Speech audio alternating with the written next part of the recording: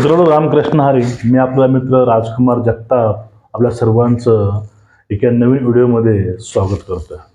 मित्रांनो, विधानसभा, विधान परिषद एकूणच हे राजकारण आणि त्यामधील हे फसलेले विरोधक या ठाकरेंना किंवा त्यांच्या जे काही आता सध्या जो वाद चालू आहे विधानसभेचा विरोधी पक्षनेता यावरून जे काही एकनाथ शिंदेनं जे काही बोललेलं आहे, अक्षरशः त्यांच्या पायाखालची जमीन सरकली असेल म्हणा किंवा त्यांच्या बोलणं ऐकून शिंदे साहेबांचं यांचे जी काही अवस्था आहे ती अवस्था पाहण्यासारखी आहे. कारण काय, जे काही यांची मुखवटे आहे, जे काही यांची षडयंत्र आहे, जे काही यांचं कर्तृत्व आहे, हे सगळं काही उघडं पडलेलं आहे. बघा मित्रांनो, जी विधानसभा आहे, लोकसभा आहे, या ठिकाणी जे काही लोकप्रतिनिधी असतात ते लोकप्रतिनिधी निवडून जाऊन त्या ठिकाणी आपल्या मतदारसंघातील ज्या लोकांनी आपल्याला मतं दिलेली आहेत, ज्या लोकांनी आपल्याला मतदान केलेलं आहे, अशा लोकांविषयी आवाज उठवायचा असतो.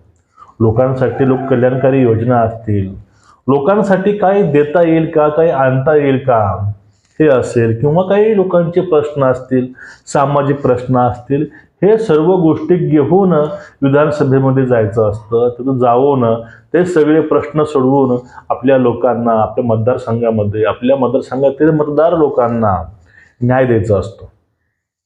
पण हल्ली तुम्ही बघत असाल, लोकसभा असेल, विधानसभा असेल, यामध्ये लोकांचे प्रश्न त्या ठिकाणी विचारले जात नाही. लोकांसाठी प्रश्न विचारणं बंद आहे. लोकांचे काही योजना असतील त्यावरती अजून काय भर पडते का हे बघणं बंद आहे. ते कुठल्याच गोष्टी चालू नाहीत. फक्त या ठिकाणी विधानसभेचा, लोकसभेचा वापर फक्त पायऱ्यावरती बसून हाय हाय टॉन्टिंग करण्यामध्ये, पायऱ्यावरती बसून आंदोलन करण्यामध्ये, विधानसभेचं अधिवेशन असताना विधानसभा त्याग करून बाहेर रस्त्यावर बसण्याचं हे जे काही कार्यक्रम ह्या लोकांचे चालू आहेत हे अतिशय निंदनीय आहेत आणि यांच्या मार्फत अपमान होतोय त्या प्रत्येक मतदाराचा ज्यांनी यांना मत दिलेले आहेत.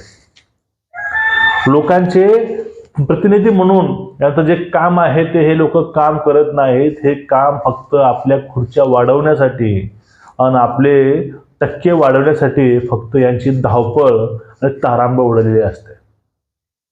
आता विधानसभेचा विरोधी पक्ष होण्यासाठी जे काही मनुष्यबळ पाहिजे, जे काही आमदार पाहिजे, तेवढं हे मनुष्यबळ यांच्याकडे नाही, ठाकरेंकडे नाही. आणि तरीही मागणी चालू आहे की आम्हाला विधानसभेचा विरोधी पक्ष नेता द्या. त्यामध्ये सगळ्यात मोठा अग्रेसर नेता आहे भास्करराव जाधव. ठाकरेहून जास्त ओढ त्या पदाची भास्करराव जाधवांना आहे. या लोकांना फक्त पद, खुर्च्या पाहिजेत मित्रांनो. यांना लोकांच्या प्रश्नाविषयी काहीच म्हणणं नाही. आता ह्या सगळ्या प्रश्नावरून जी काय जळजळ मळमळ जी आहे, अधिवेशन पूर्ण न करता, त्यामध्ये पूर्ण न वेळ देता जे काही यांचा वेळ चाललाय, हा वेळ फक्त लोकांच्या भावना, प्रश्न हे वेशीवर टांगून त्यांच्या मताचा अपमान करून हा सगळा खेळ खंडोबाजी चाललेला आहे. आणि शिंदे साहेबांचं म्हणणं काय आहे की विरोधी पक्ष नेता पाहिजे असेल तर मनुष्यबळ तर पाहिजे ना तेवढं. मग त्यावेळेस यांचं म्हणणं आहे, ठाकरे साहेबांचं, जाधवांचं, या सगळ्या मंडळीचं, जर विरोधी पक्ष नेता घटनाबाह्य असेल तर उपमुख्यमंत्री पद हे घटनाबाह्य आहे. उपमुख्यमंत्री घटनाबाह्य आताच आहे का? उपमुख्यमंत्री यांच्या काळात होता. उपमुख्यमंत्री शरद पवारांच्या काळात होता, बाळासाहेबांच्या काळात होता.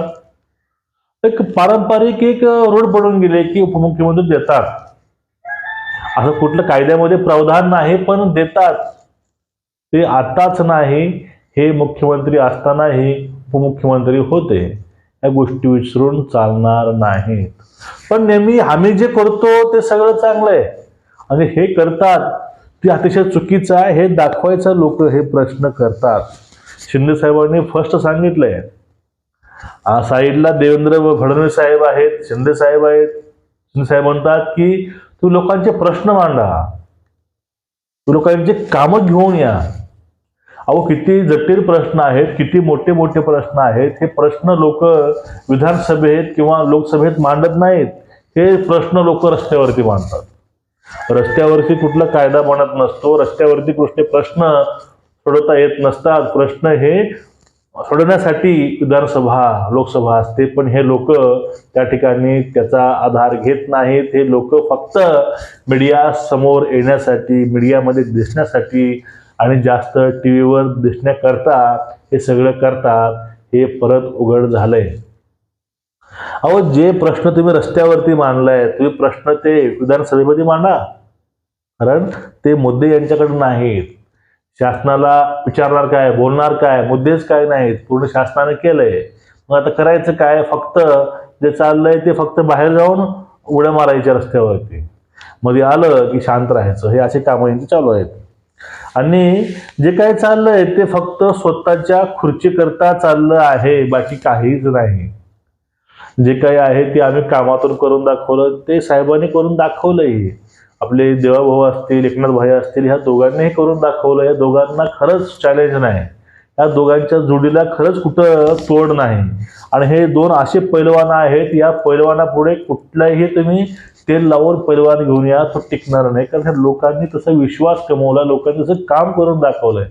लोक कल्याणकारी योजना असतील, लोकाभिमुख कामं असतील, हे सगळ्या गोष्टी या लोकांनी करून दाखवल्यात. या लोकांनी फील्डवर जाऊन काम केलंय, या लोकांनी लोकात जाऊन काम केलंय. त्यामुळं दोघांनाही लोकांनी डोक्यावरती घेतले. मित्रांनो, अक्षरशः ही गोष्ट, ही जी काही वास्तविकता आहे ते आपल्याला विसरून चालणार नाही. ह्या गोष्टी आपल्या स्मरणामध्ये ह्या कायम असाव्याच.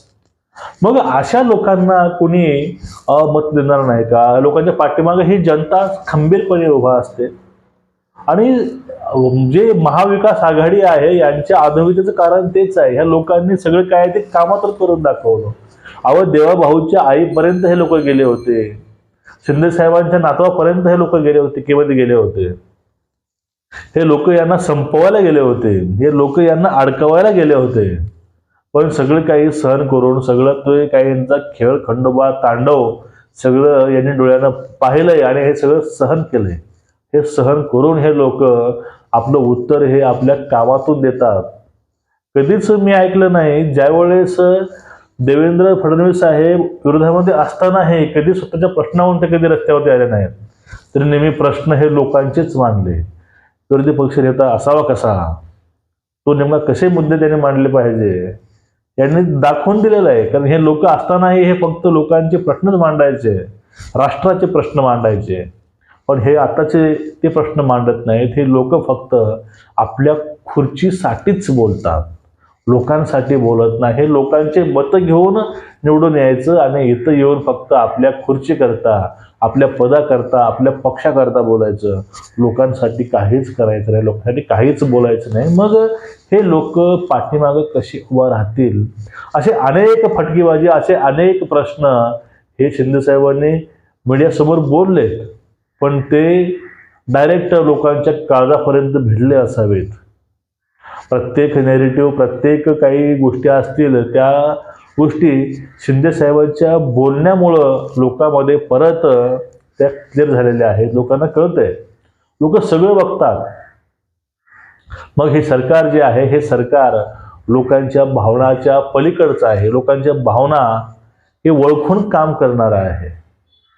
एवढंच. तुमचं एकूण या विषयावरती मत काय, नक्कीच व्यक्त व्हा आणि व्हिडिओ शेअर करा. रामकृष्ण हरी.